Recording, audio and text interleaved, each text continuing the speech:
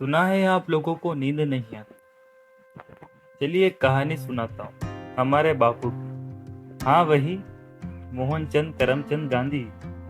हाँ, मुझे पता है आप लोगों को कुछ खास पसंद नहीं है, पर इनके भी कुछ महान कार्य है जिनको हम भूल नहीं सकते। हाँ, मैं बात कर रहा हूँ दांडी यात्रा की। चलिए आज की कहानी हम शुरू करते हैं दांडी यात्रा।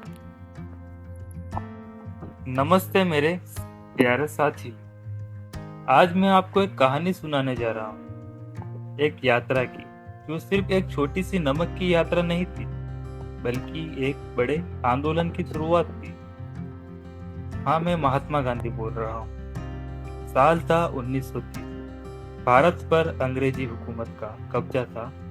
हमारे लोगों के लिए नमक सिर्फ रोटी का स्वाद नहीं था, बल्कि एक मूल अधिकार था।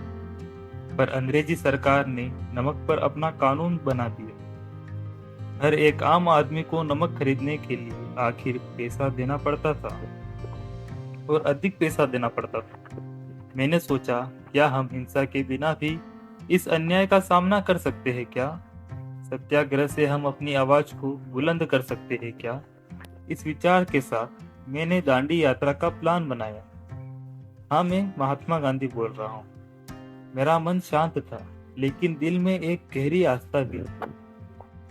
थोड़ी थोड़ी बारिश की बूंदें गिर रही थी। उस दिन हवा में मिट्टी की खुशबू भी थी, और सूरज धीरे धीरे ऊपर जा रहा था, जैसे प्रकृति भी हमारी यात्रा के लिए तैयार हो रही। मैंने 12 साथियों का चयन किया, जो मेरे साथ इस लंबी यात्रा में चलेंगे। हर व्यक्ति दृढ़ था और अपने अंदर एक हिम्मत का दीप रखता था। हाँ, हर व्यक्ति दृढ़ था और अपने अंदर एक हिम्मत का दीप रखता था। आश्रम के लोग हमारे लिए छोटे खाने का इंतजाम कर रहे थे। सदियों पुरानी मिट्टी की खुशबू, धूप में सूख रही रोटी की मसाले और हल्का स्वाद, हर किसी के चेहरे पर उत्सुकता और थोड़ी चिंता दोनों ही थी। दिन था 12 मार्च 1930, जब हमने साबरमती के आश्रम से दांडी की ओर यात्रा शुरू की। हवा हल्की सी ठंडी थी। सूरज की किरणें धीरे धीरे जमीन पर गिर रही थी। हर कदम पर मिट्टी का हल्का सुकून, और हर सांस में एक नई उम्मीद का एहसास। हमने धीरे धीरे चलना शुरू किया। साथियों से हल्की बातें हो रही थी। बापू, क्या हम यह कर सकते हैं क्या? मैंने मुस्कुराते हुए कहा, जी सच, और हिम्मत के साथ हर कदम सही होता है। गांव से गांव गुजरते हुए लोग हमें देख रहे थे और हैरान हो रहे थे। कुछ लोग हमारे साथ जुड़ गए, कुछ सिर्फ दूर से नमस्ते कर रहे थे। रास्ते में धूप तेज थी, कभी कभी हल्की हवा चलती, जैसे प्रकृति भी हमारी यात्रा में हमारा साथ दे रही। एक दिन हम बेहतरा के पास थे। कुछ लोग हमें रोकने की कोशिश करते, पर हमने शांति बनाए रखी। हर गांव में हमारे स्वागत अलग अलग तरीके से किया। किसी ने पानी दिया, किसी ने हल्का सा खाना। मैंने सोचा, यही भारत की असली शक्ति, लोगों का। किसी ने हर गांव में हमारा अलग अलग स्वागत किया गया, अलग अलग तरीके से। किसी ने पानी दिया, किसी ने हल्का सा खाना। मैंने सोचा, यही है भारत की असली शक्ति, लोगों का प्रेम और सहयोग। लोग मुझसे पूछते, बापू क्या यह सच में कानून बदलेगा? मैंने धीरे से कहा, जी, जब ये लोग सत्याग्रह और शांति के साथ खड़े होते हैं, तभी बदलाव आता है। रास्ते में कभी तेज धूप, कभी हल्की बारिश, कभी कभी हल्का सा तेज झोंका हमारे कदम धीरे कर सकता है, पर हम आगे बढ़ते रहे, और मन में एक ही विचार, शांति और सच के साथ हम अपनी मंजिल तक पहुंचे। रास्ते में सिर्फ मासूम नहीं, बल्कि मनोबल भी परीक्षा ले रहा था। सॉरी, यहाँ मैं भूल गया। रास्ते में सिर्फ मौसम ही नहीं, बल्कि मनोबल भी हमारी परीक्षा ले रहा था। कुछ लोग हमें छेड़ते, कुछ अंग्रेजी पुलिस हमारे रास्ते में आती, पर हमने कभी गुस्सा नहीं किया।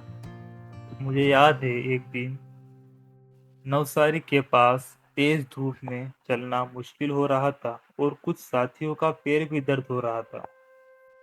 मैंने सबको शांत करते हुए कहा, चलना है पर शांति के साथ, हर कदम में दरिया रखो। हल्का सा बारिश का झोंका हमारे चेहरे को छू कर रहा था, जैसे प्रकृति हमारी हिम्मत बढ़ा रही हो।